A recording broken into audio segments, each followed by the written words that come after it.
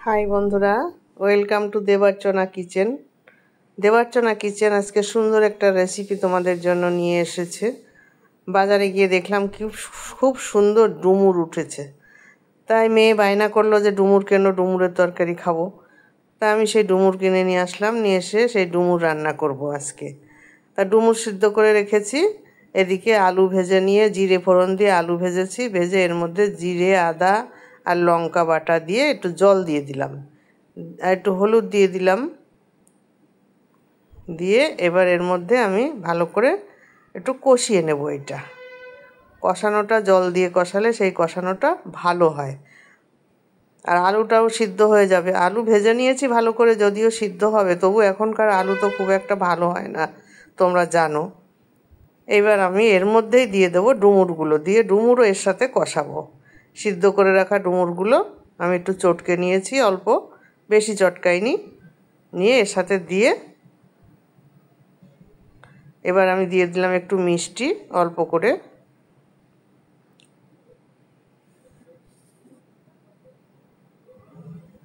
ভালো করে নাড়তে দেখো, আমার ডুমুরের তরকারি কিন্তু কালো হবে না। কেন বলো তো বন্ধুরা? অনেকে ডুমুরের তরকারি রান্না করে, সে দেখলে পরে কালো গিজগিজ করে। কালো হবে না। কি করতে হবে জানো তো? ডুমুর কেটে তোমরা জলে ভিজিয়ে রাখবে আটা দিয়ে। হ্যাঁ, আটা দিয়ে চটকে চটকে দুবার তিনবার করে ধোবে, ধুলে দেখবে একদম ধবধবে হয়ে গেছে, ডুমুরের গা পরিষ্কার হয়ে গেছে। তারপরে প্রেসার কুকারে সিদ্ধ করে নেবে। এইবার আমি এর মধ্যে হলুদ দিয়ে দিলাম, পরিমাণ মতো দেবে। আর এদিকে আমি কাজু, কিশমিশ আর টমেটো বেটে রেখেছিলাম মিক্সিতে দিয়ে। এইবার সেই বাটাটা আমি এখন দিয়ে দিলাম। মশলাটা যেহেতু কষানো হয়ে গেছে, এখন আমি এই বাটাটা দিলাম। এইটা দিলে ডুমুরের তরকারিতে খুব ভালো টেস্ট হয়। আমি বড়ি ভেজে উঠিয়ে রেখেছি, তোমাদের দেখাইনি যদিও। বড়ি ভেজে উঠিয়ে জলের মধ্যে একটু ভিজিয়ে রেখেছি, তাহলে বড়িটা তাড়াতাড়ি, দেখো বড়িটা, এটা আমার ঘরে দেয়া বড়ি, আমি নিজে দিয়েছি। এবার জলটা ঢেলে দিলাম, আর একটু জল দেব, এইটুকু জলে হবে না।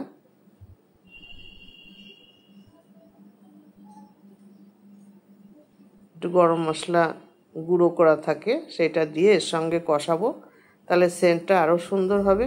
এবার পরিমাণ মতো যেটুকু লাগবে সেটুকু লবণ দিয়ে দিলাম আমি।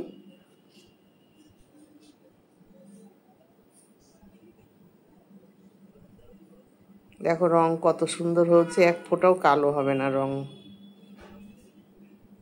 দেখতেই পাচ্ছ, আমি কোনো রং ও কালার কিন্তু ব্যবহার করিনি। আমি কাশ্মীরি লঙ্কার গুঁড়ো টুড়ো কিচ্ছু দেইনি আমি।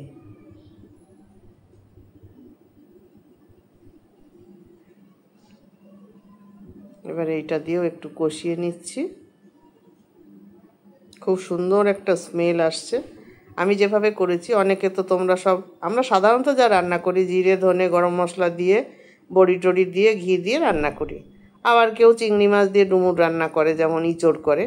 কিন্তু আমি একটু নতুনত্ব করেছি এই কিশমিশ, কাজু আর টমেটো বাটাটা দিয়ে। এটাতে যে কী টেস্ট হয় বন্ধুরা, তোমরা একবার করে খেও, খেলে বুঝতে পারবে। মনে হয় এর আগে তোমরা কোনো চ্যানেলে এইভাবে রান্না করা দেখোনি ডুমুর।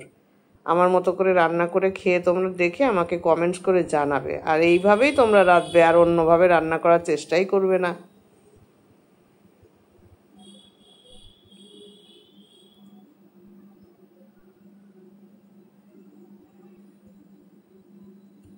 এবার ওই বাটিটা ধুয়ে আমি জল দিয়ে দিলাম,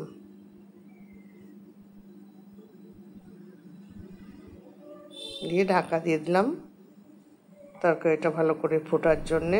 আলুটাও সিদ্ধ হয়ে যাবে।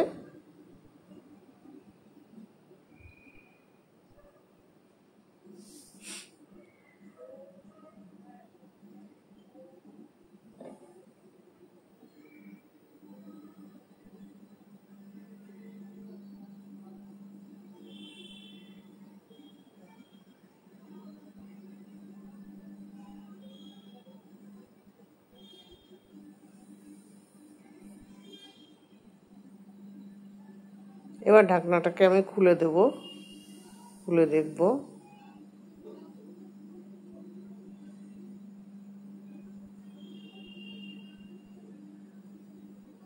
সিদ্ধ হয়ে এসছে, আর সামান্য একটু বাকি আছে।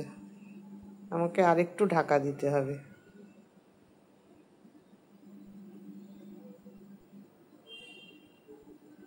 এবার ঢাকনাটা আবার ভালো করে ঢেকে দিলাম, ফাঁকা ছিল।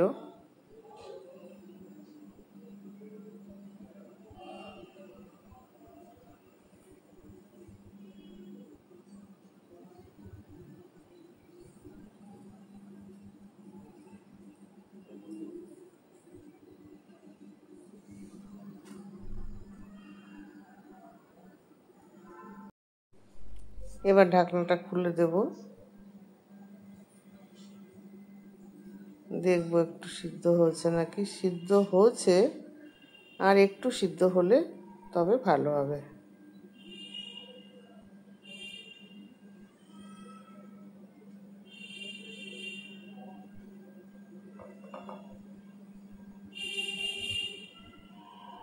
রংটা দেখতে পাচ্ছ কি সুন্দর রং হয়েছে। আমি বলেছি না রংটা খুব চমৎকার রং হবে।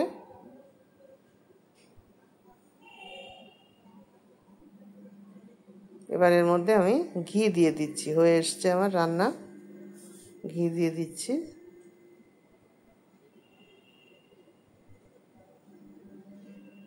ব্যাস, কত সুন্দর রান্নাটা হচ্ছে দেখো। একটু ঝোল রাখতে হবে, কারণ ঝোলটাই হলো আসল স্বাদের। ঝোল দিয়ে ভাত মাখলে আর কিচ্ছু লাগবে না, এই এক ভাগে দিয়েই রান্না হয়ে যাবে খাওয়া।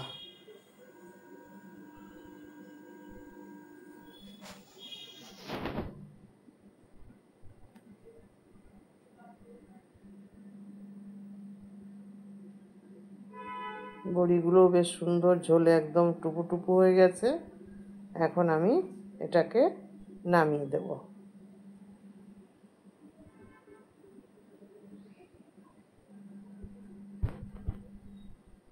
নামিয়ে দিলাম, সুন্দর করে ঝোলগুলো ভালো করে মুছে নিলাম। তোমাদেরকে দেখাচ্ছি কেমন লাগছে, দেখবে তোমরা।